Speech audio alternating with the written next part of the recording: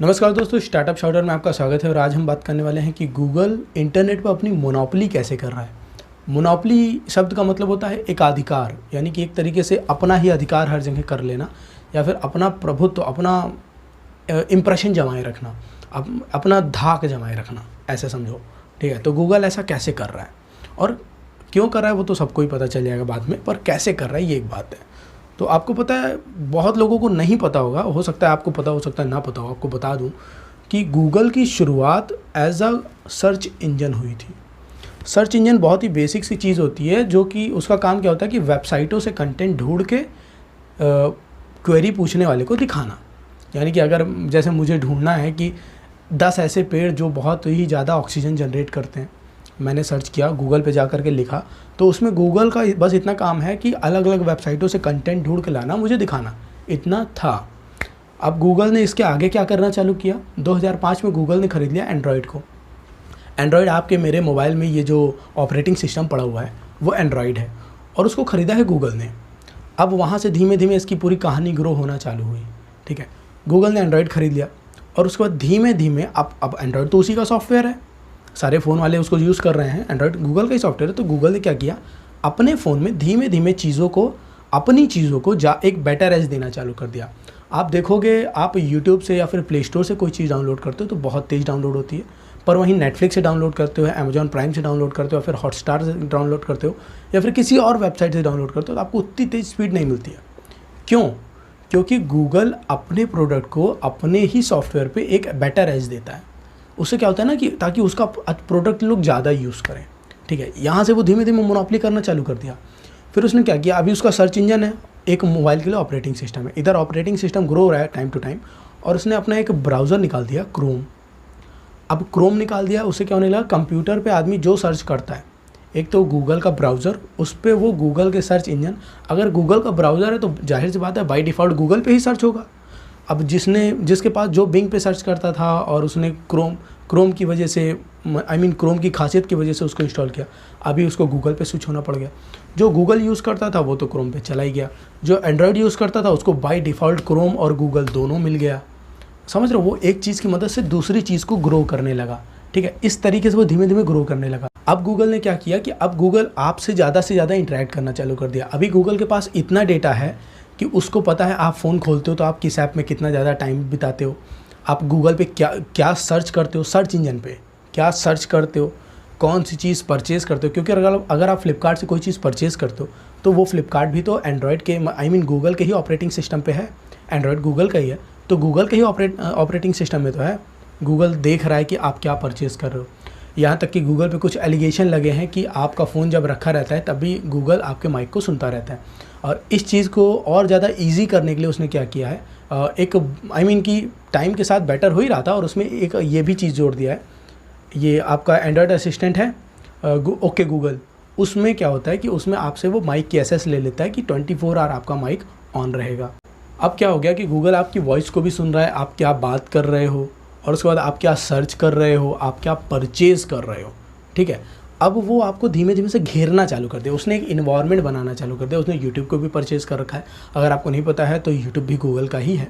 अब गूगल ने यूट्यूब को परचेज़ कर रखा है। अब यूट्यूब पे जो देख रहे हो आपको पूरा टाइम उस पर जा रहा है, वो वहाँ पे आपको एडवर्टाइज़ भी दिखा रहा है। अगर आप वेबसाइट पे जा रहे हो तो वेबसाइट पे लोगों ने एडसेंस लगा रखा है, एडसेंस भी गूगल का है, वहाँ वो आपको एडवर्टाइज़ दिखा रहा है। यानी कि एक तरीके से अब गूगल भी एक वेबसाइट है और मेरी स्टार्टअप शाउटर भी एक वेबसाइट है, पर गूगल ने एक बहुत बड़ा इन्वायरमेंट बना रखा है। और मेरा सिर्फ इतना इन्वायरमेंट है कि मैं गूगल के प्लेटफॉर्म पे यूट्यूब पे चैनल बनाया हूँ, और मेरी जो वेबसाइट है उस पर वो सर्च इंजन उसका साइट मैप गूगल पे सबमिटेड है ताकि ट्रैफिक गूगल से आए।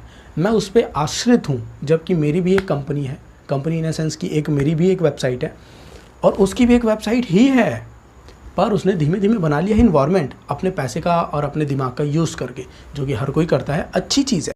आप देखोगे तो इंडिया में गूगल ने गूगल पे लॉन्च कर दिया है, यानी कि अब वो आपके बैंक खाते पे भी नज़र रख सकता है कि आपके पास कितना पैसा है और आपका ट्रांजैक्शन बिहेवियर क्या है। आप मंथ में कितना ट्रांजैक्शन करते हो, आप बड़ी ट्रांजैक्शन करते हो कि छोटी ट्रांजैक्शन करते हो। अगर आप बड़ी ट्रांजैक्शन करते हो तो आपको महंगे ऐड दिखाएगा ताकि आपसे ज़्यादा कट पा सके, आपके पेमेंट से उसे ज़्यादा परसेंटेज मिल सके। और अगर आप कम ट्रांजैक्शन करते हो तो आपको सस्ती ऐड दिखाएगा।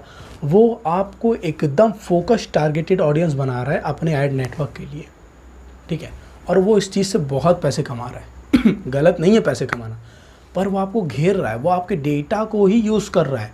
आप इस समय मोबाइल में कुछ भी कर रहे हो, आप फ़ोन अनलॉक करने के बाद कोई भी चीज़ कर रहे हो, आपके आईपी एड्रेस पे और आपके जीमेल आईडी नाम के एक फ़ोल्डर में वो सारा डेटा सेव हो रहा है और उसी के अकॉर्डिंग आपको मशीन लर्निंग का यूज़ करके एडवर्टाइज़ को दिखाया जा रहा है। ये होती है मोनोपोली। एक तरीके से हमारे घर के अंदर घुस जाना मोनोपोली है, और फ़ोन इस वक्त हमारे घर के अंदर घुस गया है।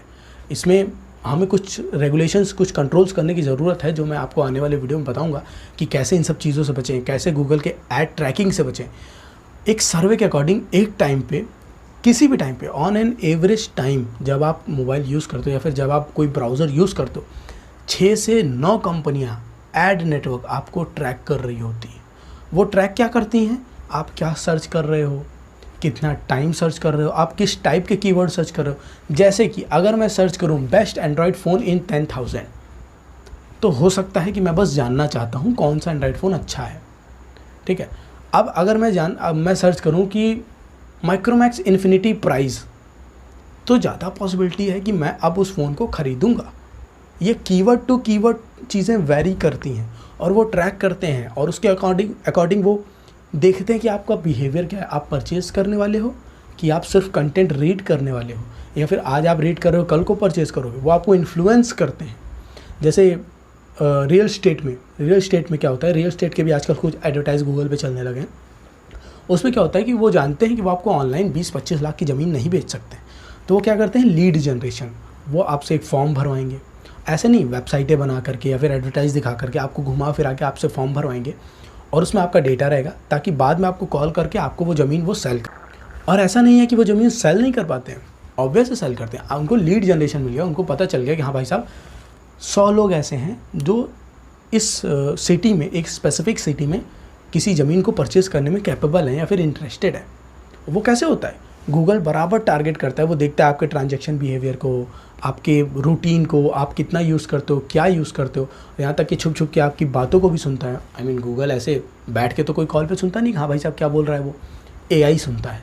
और AI जितना ज़्यादा, अब पहले क्या था, पहले AI सिर्फ इंग्लिश लैंग्वेज को समझता था। पहले AI हिंदी में उतना ज़्यादा अच्छा नहीं था। अभी गूगल ने देखते हुए कि इंडिया का मार्केट इतना बड़ा है, उसने अपने हिंदी के AI को भी बेटर कर लिया है, और अब आपकी वो हिंदी की बातों को भी सुन सकता है। अभी ये वीडियो मैं फ़ोन में रिकॉर्ड कर रहा हूँ और मुझे बिल्कुल आइडिया नहीं है, क्या पता गूगल सुन रहा हो। खैर, सुन भी रहा होगा तो उसको पता होगा कि उसके ही प्लेटफॉर्म पे एक नया कंटेंट आने वाला है। तो वीडियो अच्छा लगा तो वीडियो को लाइक कीजिएगा, नीचे से चैनल को सब्सक्राइब कीजिएगा। वीडियो देखने